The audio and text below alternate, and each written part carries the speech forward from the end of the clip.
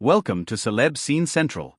Joseph Rodriguez lasted just over 50 days in the Big Brother 26 house.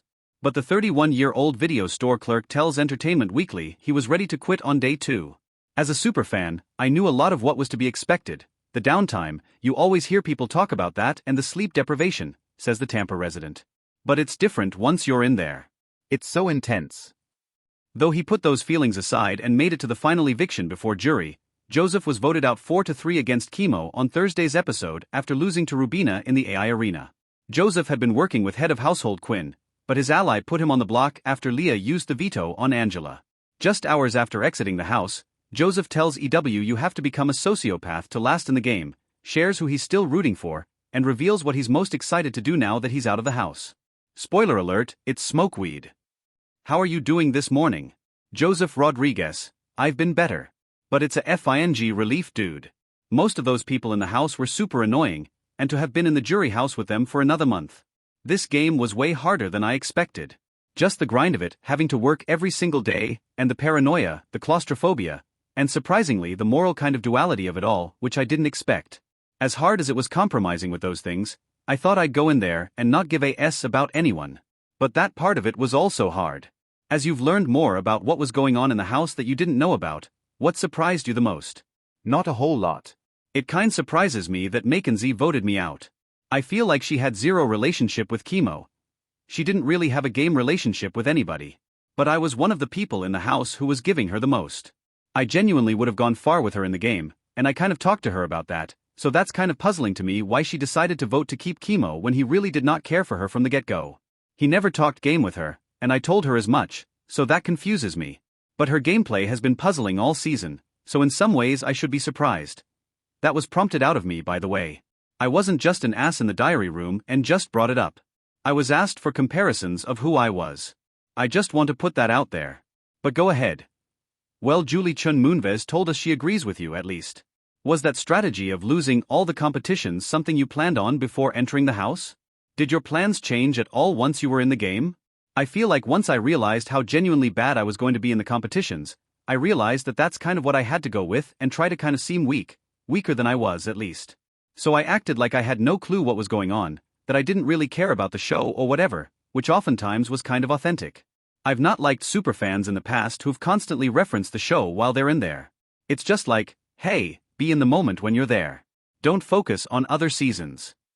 So it was kind of easy for me in that regard. The one thing I didn't realize until honestly, I went to bed last night is I feel like that game works better when there's less people. Because on Dr. Will's season, there were only 12 people.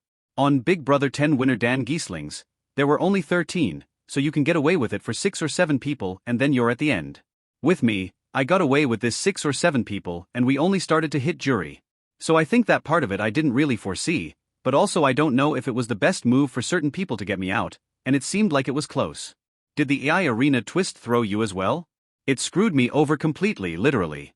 I thought it was a good twist from a fan perspective, but I feel like 7 evictions is way too much. I feel like they should have done 5 evictions and a jury of 9, especially with such a good cast. But obviously they're cheap and want to save on money, so they don't want to add more people to the jury. So I think that once you get down to 10 people and you're nominating almost half the damn house. Let's say it was just 2 nominees. There's no way I would have ever been on the block because Angela would have been on there with Chemo or Rubina and the replacement on would have been a Chemo or Rubina.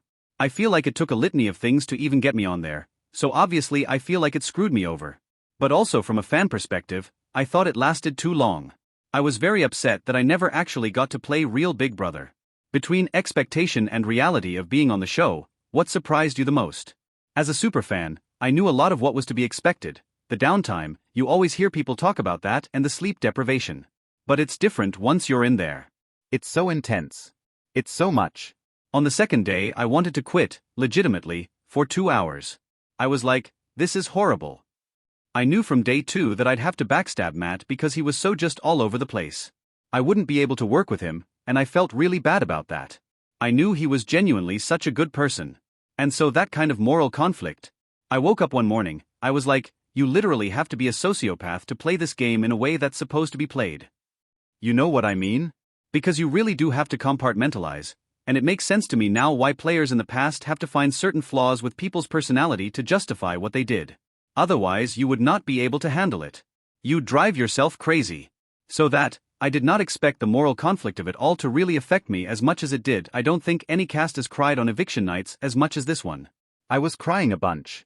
I thought I was going to be cold as Survivor winner Tyson Apostle, but I was blubbering all the time. So who is being the best sociopath, and who are you rooting for now that you're out of the house? Chelsea is playing the best game by far. She's been the best player since day 1, day 2, and I knew it from the get-go. That's why I was almost, in some senses, too obsessed with getting her out, because I saw it from the get-go, and that's why I wanted to work with her. I meant it when I said, we could just steamroll these people if you and me just stick together. To say I'm necessarily rooting for her.